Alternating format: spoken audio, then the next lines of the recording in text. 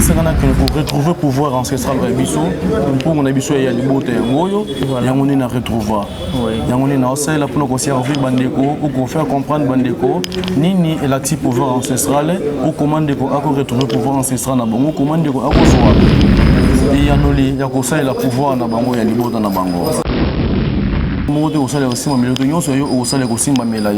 En plus, tant dans un pouvoir na biso oya elbota na biso na serveur abatuma makamunyo so bazana besoin ils ont la maladie incurable ils ont la maladie non se dérangement ils ont l'épilepsie ils ont la mbasso en PC même sida na retraité yango même soit pour retrouver portefeuille magique na kata kinkulu gozo yango na serveur abande ko portefeuille magique ou multiplication ya mbongo par rapport que pouvoir na biso et c'est la production ou pouvoir elbota na biso c'est la production na gozo séance ya pouvoir na biso na incliner na kata portefeuille magique et comment produire. Mouta de l'art, on peut s'arrêter à Jarnine. On appelle ça Nyonso. Oh Nyonso, ils en avaient un mouton. Oh Nyonso, via mouton. Mouton, on a besoin de ça là. N'a qu'un coup, c'est possible. Et c'est là où on peut un portefeuille magique. Au Zoyango. Portefeuille du bonheur. Au portefeuille magique, ils ont Oyo. Il y a binomoko bossa et là. Au portefeuille, Oya Yomoko. N'a qu'on recirculer on a Katia en pont nangai. Parce que tant qu'on a une causes pour un portefeuille magique, il pouvoir n'abino et produire. Mais tant que produire, yo bangano cause pouvoir n'abino. Dans la portefeuille magique, dans sa multiplication, chance, ainsi de suite. Avant ça, on a aussi un pont, on a vu ça. Parce qu'un pont, c'est la production. Avant qu'on t'a contact d'abord, la contact doit être na yo obakufa. Ba conduire nga besoin de pouvoir ni ce ko yebagati. Na capacité au côté na être on a commandé maman o nga kufa a comment être et pas na biso pa nous t'a pouvoir na conduire nga ya ko ça la yo musala na yo ou ya ko retrouver au nous aux alongo besoin. Donc, le Congo, un musicien ou la personne explique comment le avant une quartier la tête azopé sa bakri azopé sa boyer après le commis un magicien mais tu salues oui commis un magicien tant ozopé sa mbote ozo entêté parce que asana makambo yo ba tu ba sojote mais mbuta de là oui mbuta de là tu la pesi mbote ça dire que na compagnie rendez-vous la compagnie des marches na yo na pesi mbote parce que comment mutu boko na yeba ils ont pesi quand na yo 54 saboton ko bengi singa salinga bien na automatiquement moyen ya ko retirer pouvoir ya on a yebo na ko chez na risha parce que beaucoup de fois magicien babimi mutu ko nota monango na somba yango te a offrir nga yango na oyo nga na salela pour nous battre na poste na oyo zana ngo pour azo ko zoyete et ko mongo ko zoyete par rapport que il a reconnaître kinkulu na ye.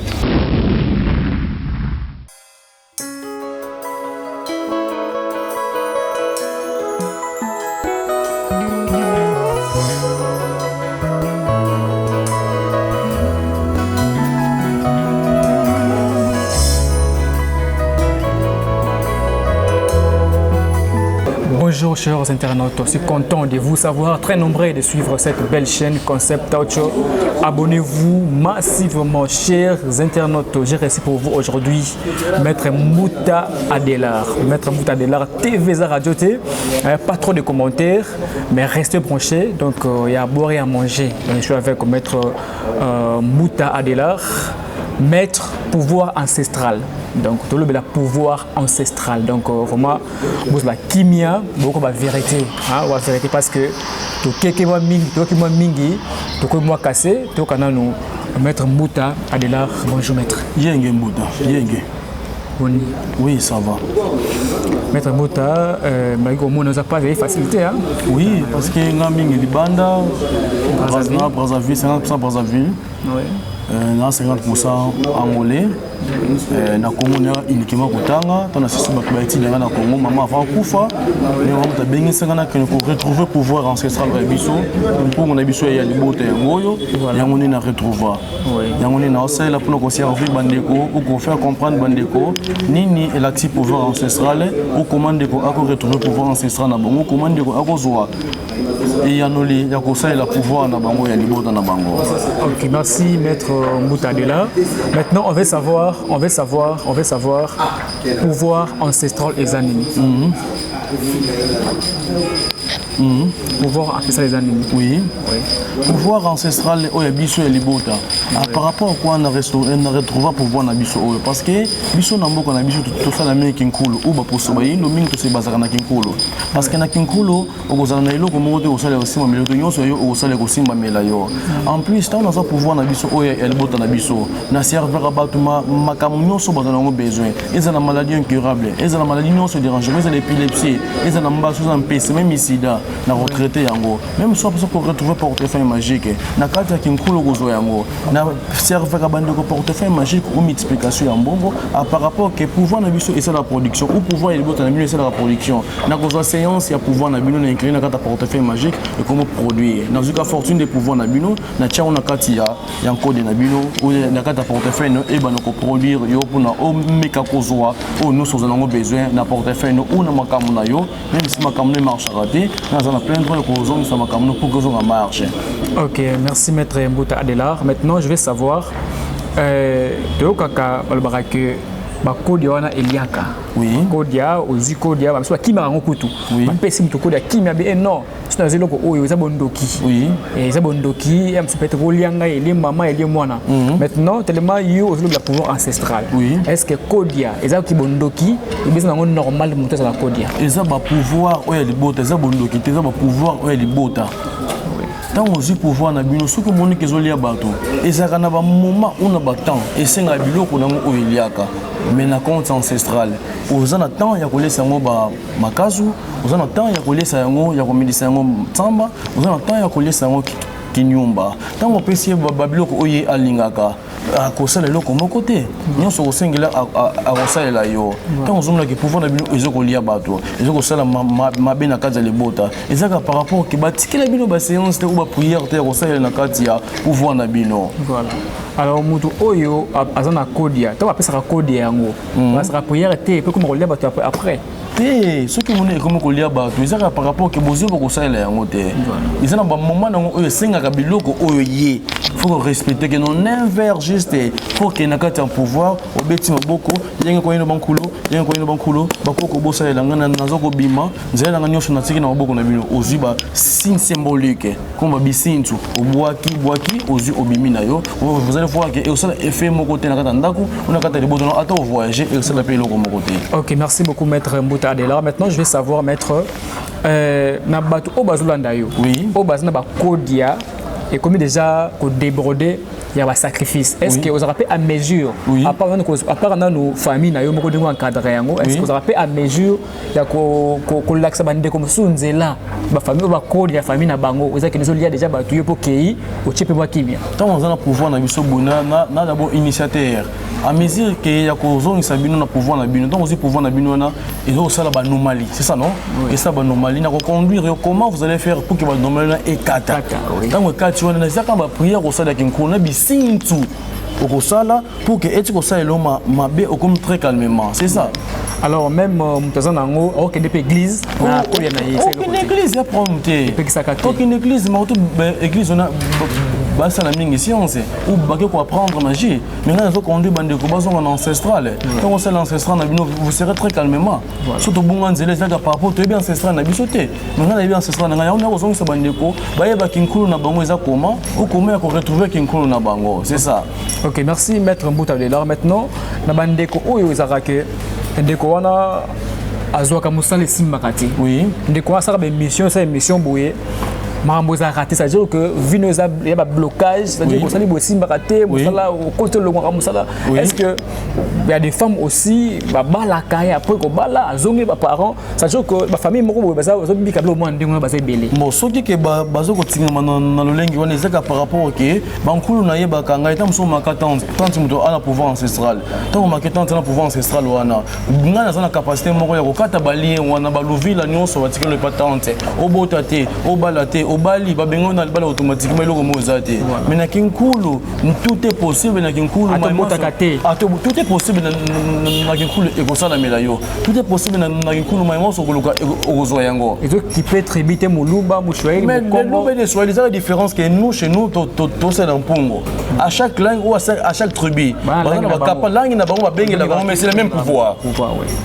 ils ont même pouvoir mais différence ya balangue ça que bonjour bistoyi bonjour nangola baba bondia ok na anglais baba hello voilà on différence nango yango na kaka différence ya balangue voilà vous nous suivez de partout mes très chers internautes je suis avec maître Mbouta Adelar pouvoir ancestral to lobela ça joza bondo quitter a expliquer to ke nango na façon mobo était yoka oza mukolo oza mature yoka oza namnoko ya maître Mbouta Adelar maintenant maître Mbouta Adelar au peut ça rablo à genre nini na pesa ka nyonso o nyonso eza na via mutu o nyonso via mutu azana mutu azana besoin ko salela na kinkulu eza possible eza la oza pour portefeuille magique ozo yango portefeuille du bonheur ou portefeuille magique eza kaka oyo ya bino moko bosalelaka o portefeuille oyo yo moko na ko recirculer yango na kati ya mpongo na ngai parce que tant yo ndeko za pour portefeuille magique eza pouvoir na bino et produire mais tant produire yo banga no ko koza pouvoir na bino bande ko na portefeuille magique na sa multiplication chance ainsi de suite avant ça on sait na mpongo na biso parce que mpongo c'est la production avant ko ta contact d'abord na ko ta contact d'abord être na yo oba kufa ba conduire nga besoin na pouvoir nini soko yebaka te na capacité ko kota na ba être na commander maman oyo nga kufa a comment être et pas na biso pour nous t'a nga pouvoir na conduire nga ya ko ça la yo musala na yo ou ya ko retrouver au nous aux alongo besoin donc ça va tout sous super musala et beba pas mettre un bout à Adelar kasi mbono ngai ça la kinkulu ki ya kiyeto yena non c'est là beaucoup qu'on a biso beaucoup ezali ya biso pour ça le pour conduire yo nyonso oyo koluka pas na ezali même si ozora musala te même si ozo musala balongo na musala ozonga na poste na capacité ya osala ngo o koma na poste mokonzi azali o koma mokonzi na ye koma na seno na osala yango muto wako sacrifier batuté et sacrifice na tant on leka pondu et ça na le côté c'est la même chose na oyo eza makasa ya kinkulu na kosalela.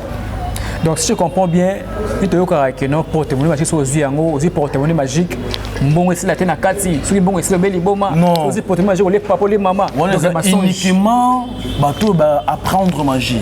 Ah oui, il y a différence ça. Parce que magie au kitangela mais oza kinkulu oya bino moko, oza ne Congo.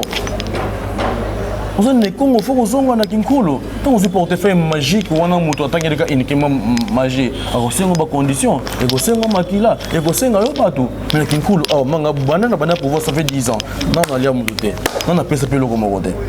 Mais pour la Lukayo maître Mbouta Adelar nous qui sommes na casa na Brazzaville. Oui. D'abord pour la Lukayo nous qui sommes na casa na Brazzaville, il y a moi ça dit effort Lukayo pour mettre oyo azana ndako eza fixe à mettre en sa confiance parce que aux adresse on a dit que non muto ko bunga yo te so aziote à quelle adresse voilà c'est ça vraiment être un maître c'est ça que moi je vous félicite par rapport à ça maintenant et na yeba ko pesa porte-monnaie magique mbongo wana yanga ba façon nini poto mona rappel ote fonguma sanza ote tena poche bomba yango na sambeto ekobima bon portefeuille magique pour produire pour ngai olingi na sala musala alors pesa mon portefeuille magique na ça développement ya compte kinkolo donc yo bono ko zampungu on code na bino le bota na portefeuille magique na incline na kati ya mpungu exacte que tango produit mbongo wana esi la te ou mbongo wana esi la le même jour non on les bateau ba apprendre magie.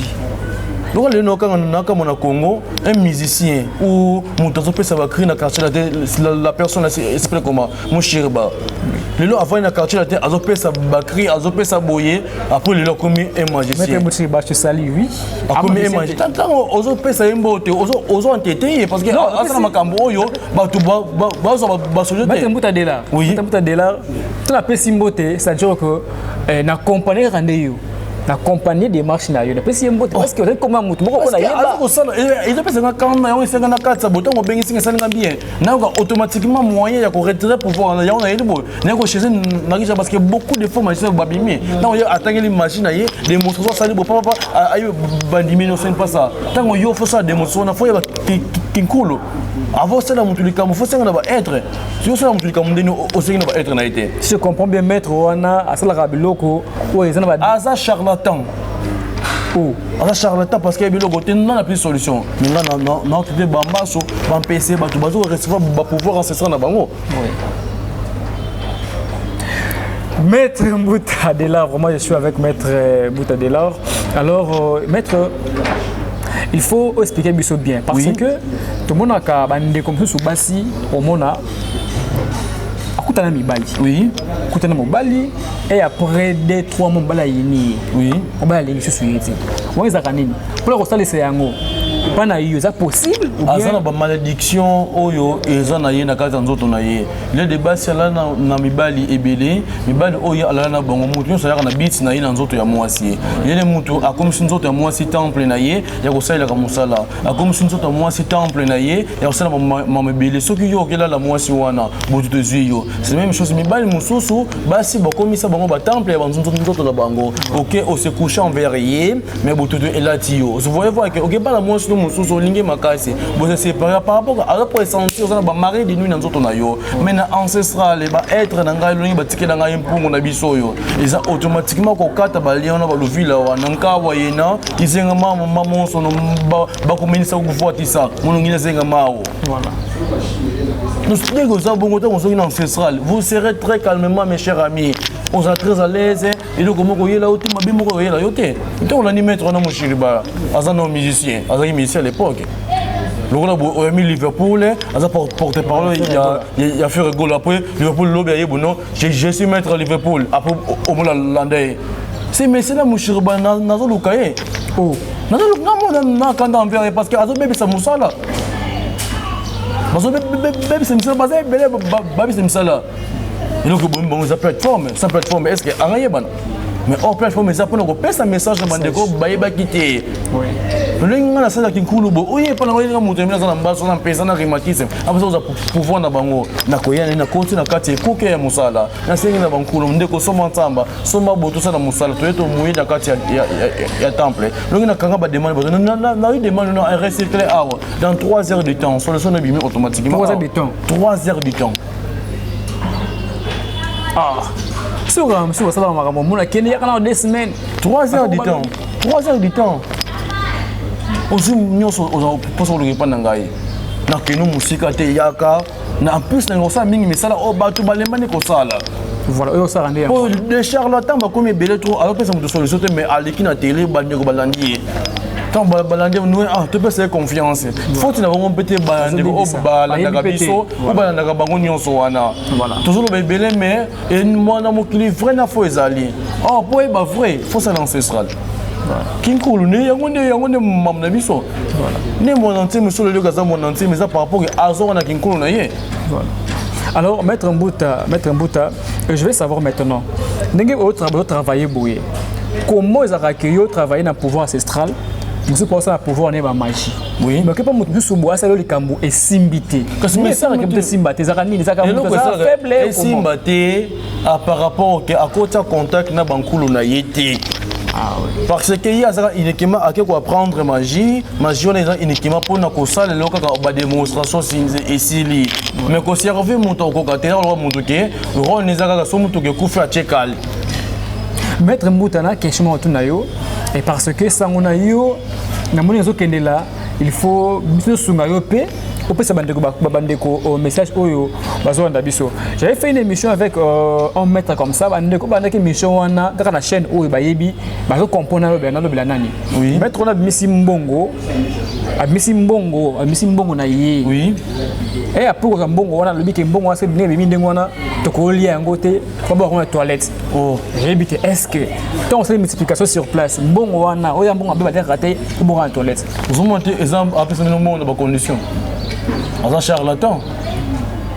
Un charlatan parce que qui si na biso ba yindo esima mina kinkulu ou ancestral. Parce qu'il y a on est ba pouvoir na biso. Parce que yo ça la ba démonstration. Il y a dénoncer votre non je suis maître il n'a pas boyé. Non, né Congo bozonga ancestral.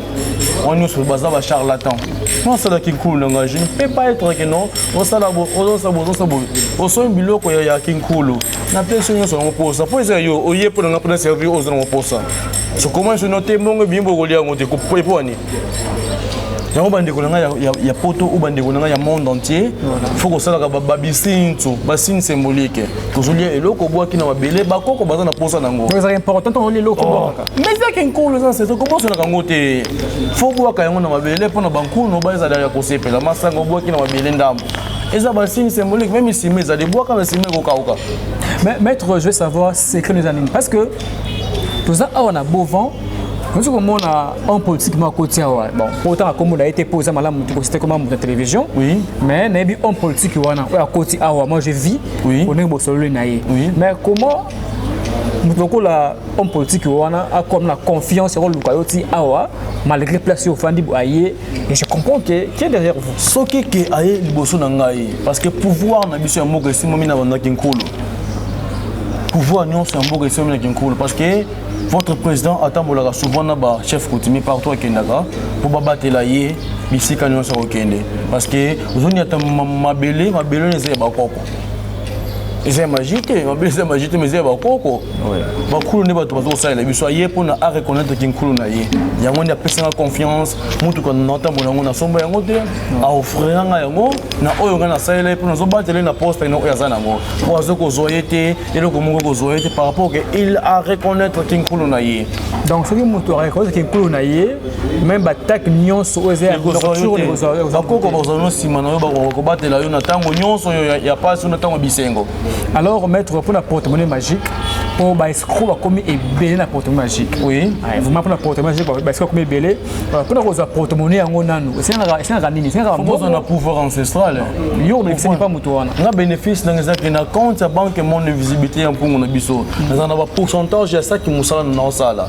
Et pas na on a aussi une récompense na séance au sala pour na sala na carte inclination en pour mon abisso. Pour mon abisso est conduit à reconnaître pouvoir na bino pouvoir na bino ya on a ko incliner portefeuille na yo na PCO fortune aux en besoin. Alors maître nous structure na yo awa avant mutu amona yo il faut les canaux pas bateau boye. Mais ça administration. Bon mon maman automatiquement boye. Mais comme nous sommes ça bino boye, faut mon donc monnaie c'est boye mission mais yo comme ba structure. Azan mutu moko ya pas mais ce sont des charlatans. Alors profiter ça la ba mission pour du balandaye, azomé ya ko ça bateau. Donc dès que moi je suis là, la plateforme nous en a à côté bien sûr. Mais la sambe la kamingi kinkulu puis na ça la kamingi kinkulu oyabiso. Alors maître nous acheminons vers la fin et à émission on a évité les gens bloquent sur oyo ngana bosani ofo obimisa bande ko azolanda et loko oko bosani est essentiel multiplication ya mbongo voilà multiplication oui commande ko azana musala balongole pona azonga ou bakabana na mbaine o kabana mwasi na yo obozonga na o ozoka documenter na poto wana bato 50 documents ça ba demande ya ba document ya bato poto na bato awa ça ba demande o nyonso zomona o ça ba cadena ya makambo ya bato na kanga bon nous sommes comme on a kangi dossier na yo pour comment très à l'aise même si monique ba comédien bazokufa ezaka par rapport ba ça la magie bien on a c'est na ba comédien nous au artiste nous sommes bazona kinkulu vous allez voir que vous allez fort vous allez très calmement et là comment on va ko yela yote voilà parce que kinkulu oya biso moko ya ngone ko salela yo o ko moni ya pamba o ko pamba o ko moni kaka oyo ya ngone ko salela yo awosala yuma makasi aipa bomanya na kangi o ba dossier na to kanga ya ministre wana yango oui na kangi yango lelo c'est compliqué maître maintenant pour mutu pour la multiplication en bon démarche la rendez démarche et multiplication en bon autant on contacter ngai multiplication la gata muso ozana 1000 € ou 100 $, et comment 200 $, 1000 € comme 2000 $. La PCO 100 $ et comme 200 $. Oui. À 200 $ on a kati OK na on a pourcentage na kati ancestral égoïe na ngai. Automatiquement comme ça. Qu'est-ce qu'on peut en ça veut dire que ça veut dire que na 1000 nanga na 2000 ki nanga. OK na yo.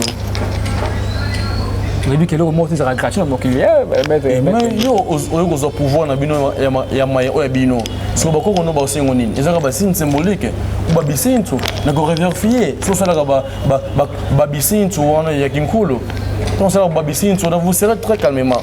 Na bande ko zoko ça mingi par rapport que bazo ba ko consulter ba ngote automatiquement ka pas mettre non sina 1000 €, ça da boy non ça boy oh 1000 € ndeko poto a souffrir pas zo moi betika yo alors maître côté le bien oza au côté bien ce que ma bébé zani maître ce que pour monter baké pour ça nos émission ba landa yo oui bon ça fait la différence il y a une ba mettre sur parce que ka bango bazali oui alors pour mutu aza musika ye baké maître ou azoba malamu ou alors et puis non à consulter parce que non c'est la kinkulu ou biso na kinkulu tout est possible ils ont beaucoup qu'on a biso bandeko ba se tromper par rapport bazo ko la magie oui bazo ko conduire ou bazo ko landa ba maître magicien tant bazo ko landa ye kuna aibi kinkulu te aibi pe le côté mais tant yo muto so la kinkulu na bino on retrouver pouvoir ancestral na bino vous serez très calmement nyos rosala vous êtes très à l'aise pourquoi ceux qui ba tonga pona mboka ou ekatama ye boisa la boyo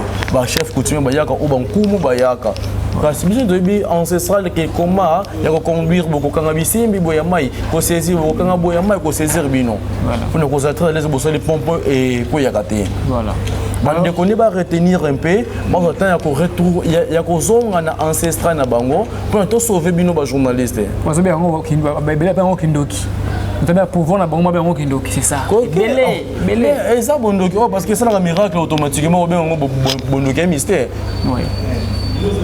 Il y a des gens qui ont connaissance de l'avion et pas na biso tout ça va voyage en Espagne à Combo. Alors il y a ça bon avion. À Portugal il y a ça la bateau. À papa tout ça les bateaux. Il y a tchoko monter. Et ça développement mais maïle où tu pas na biso. Pour tout ça au bon là.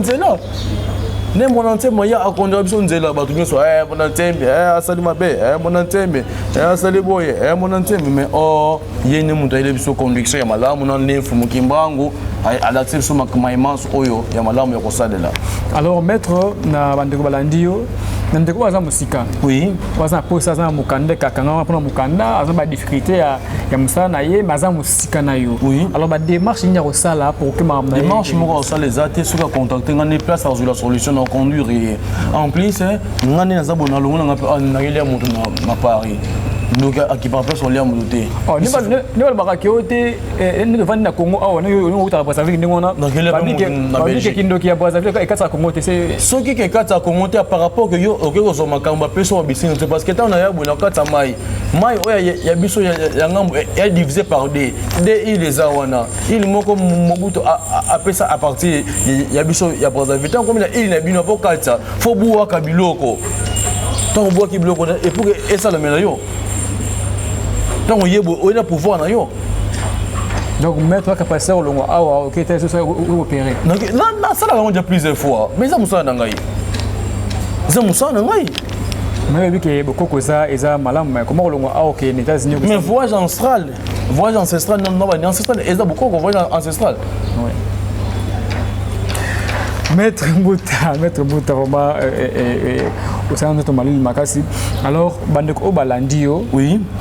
Pour Ngaï, moi je vis ce qui se passe ici, oui. Mais je demanderais aux gens qui nous suivent, tout ça va sauter, c'est-à-dire que beaucoup ça existe. Alors, Maître Mbuta, Azawa, alors ceux qui, bon, monique, Bingam, Nazali Awa, c'est-à-dire que c'est pas pour rien à faire une aïbouye, comment, qu'on travaille naïe. Alors, Maître Mbuta, oui. Pour expliquer clairement, Balbi magie, oui. Na Bokoko. Ni beaucoup plus avantageux. Mais ancestralement, quand ça nous solia pour Ndunda, Matembele, ils en ont beaucoup. Ils ont makasa ba être batikeli biso. On a aucun cause magique ou apprendre yango. Oui ba kinu yango mais oh just to bota mango ja ezarajan mabiso. So moto walo ka portemonnée magique. So ka yepa na yo. Azu portemonnée magique wana. Mbongo wana. Et na délai oyo, il y a délai za que no retravailler si portemonnée on peut ça portemonnée à Kinkulu. Ya Kinkulu on peut ça. Kinkulu za bokoko ti. Mama Ramboka. Kinkulu za bokoko. Portemonnée on européen on a pas yo on na pour na ça la ngongo ne se produire on a salité boy na za na ngombe ngana ni na salité oyo aya on a capacité aux portefeuille ya Kinkulu na koti portefeuille ya portefeuille sika so ma portefeuille sika na incline on a kati mpungu biso na sali séance tant on a prié na singa bankulu na fongoli ne so mbongo no yango yo zo mbongo no kende allez sans problème. Sans problème. Maman a été. Maman a fait le comment il y a contrat 1 an ou 6 mois ou 1 année ou 3 ans. Après 3 ans ici. Après 3 ans, on ça renouveler. Oui, qu'on renouveler. Na sengi na bankulu, na pungu, pungu salingai comme ça na servir aux en besoin. Sans inconvénient. Sans inconvénient. Merci Maître Mouta. Vraiment, Adela, Naoki, nous sommes au lobby. Nous sommes presque à la fin. Je ne sais pas, est-ce que vous avez un numéro par lequel on peut vous contacter? Oui, nous avons chez nous par rapport à neutraliser les maîtres. Mais surtout, en 2 numéros, il y a Brazana. Il y a Brazzaville les alliés. On fait un appel à l'Ali. Il y a Brazzaville les alliés. Oui, c'est d'abord il y a plus 243 85 00 81 792. Plus 243 85 00 81 792. Numéro il y a Congo et Mwana et je le quand tout moment parce qu'il y a que retrancher ba mettre au nous sur ça ma communauté mais qui ba magie na bango na étouffer bango pour que bande ko na nganyo sur ba na bazo ancestral. Donc est-ce que numéro pessimiste sur ça pour ça fait pour le cas? Oui, na ça c'est un roaming. Numéro na pour ça ezali. O robega ngai na pe numéro na pour ça ezoleka. Ezali. Alors pour finir une question de curiosité, maître Moutadela, est-ce que maître peut on dit parce que maître. Oui. Est-ce que maître peut on dit Congo on dit maka au Congo parce que Congo ba tout est. Yo nous kelanga o ya sala ka kikulu ponga nandi mais parce que non moni maître o sala kikulu te. Bon nous so basa la science et la magie pour battre côté ngelango ou comprendre. So tangelinga o ya sala kikulu na ndima yi. Ngai ba magicien kaka. Ah, au moni que yo okoza marana yo. Au moni ngo. Les gars magicien hein. Ozo boya wana ebi kaka ye. Ozo boya wana. Ah kasi yo buto yambaki e po bandi ko bazo mo ko landa ye. Ngas ko bandi ko bana na ye azaki animateur. Après ça ba créer na quartier là après aye lobi otenga yi na za magicien bandi ko ba mo landa ni na sala ki bango. Ko loba ça ozo apprendre ngo. Après on était à télé à Liverpool boye, parce que Liverpool boye aïe bon na télé alors vraiment souvent il y a affaire avec full boss mais c'est bien filé après lobby aïe on a comme magicien bande ko balandi c'est que muso aluka mbongo ne prend moins na musique en mbongo te. Merci maître, c'était maître Moutadela qu'on avait réussi dans cette très belle chaîne Concept Audio. Maître, vous aimeriez ajouter quelque chose pour ceux qui savent quelque chose n'a quoi ajouter bande ko bazo en ancestral parce que y a on est pouvoir na biso, y a on est force, même si on est fortune na biso. Mais on reprendre numéro na ndeko yoki malamu te pour qu'à saisir malamu à ça que non faut bien nga maître wana ouais musicien. Donc numéro na ngeza plus 243 85 00 81 792 plus 243 85 00 81 792 numéro na nga ngwane kanga makate na ina ko retrancher ba pouvoir na bonga magie na bossa la pour connaissance la magie et ou dans ancestral to ya robunga nzela comme to zongi na nzela boy to rekonta kinko na biso na on saisir on da bientôt oyoka maïs moko azokufa. Oh, ah bon? Na pression te mona sala ngo tant na roya sur ça émission na yo so na lobe ko ninga ba comédie ba lande na parce que ba bazo opportunité ya osala la magie basé ba kinkulu te ba conjoint ko so mon ba yebo na saisir bango vraiment sur ils en laisse. Ceux qui peuvent me traiter, vous avez toujours l'habitude de me suivre, donc appelez-moi au 090 735 31 03 plus 243 090 735 31 03. Maître, on a fini, je suis très content et la chaîne vraiment. Merci. Comment on est mouton parce que nous sommes mouton à Moniwana tant comme on a été parce que la politique. Oui, il y a ça autorité moi qu'on dénoncer les autres parce que télévision et radio c'est ça. Ok, merci, restez branchés au Concept Audio aussi. Vous avez aimé cette émission, tenez à remercier toute l'équipe technique des concepts qui m'ont tenu compagnie, sans oublier Héritier Watanabe, le grand caméraman. Quant à moi, je vous retrouve prochainement. Restez branchés ces concepts et bon sur des programmes. Bye bye.